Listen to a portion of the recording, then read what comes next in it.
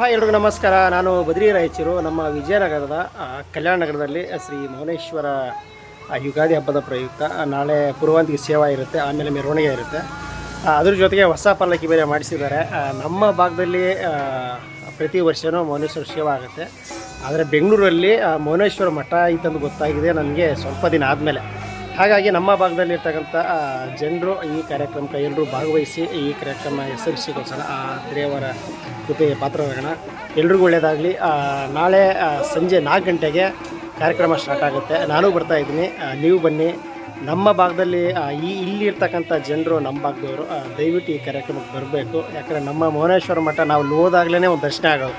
ಆದರೆ ನಮ್ಮ ಸೌಭಾಗ್ಯ ಏನಂದರೆ ಇಲ್ಲೇ ಮೌನೇಶ್ವರ ಮಠ ಇದೆ. ಅದು ತುಂಬ ಖುಷಿಯಾದಂಥ ವಿಚಾರ. ಹಾಗಾಗಿ ನಾನು ಇವತ್ತು ಬಂದು ದರ್ಶನ ಮಾಡಿಕೊಂಡು, ಅಂದರೆ ನಾಳೆಗೆಲ್ಲ ಸಿದ್ಧತೆ ನಡೀತಿದೆ. ಇವತ್ತು ಎಲ್ಲ ರೆಡಿ ಮಾಡಿಕೊಂಡು ನಾಳೆ ಸಂಜೆಯಿಂದ ಕಾರ್ಯಕ್ರಮ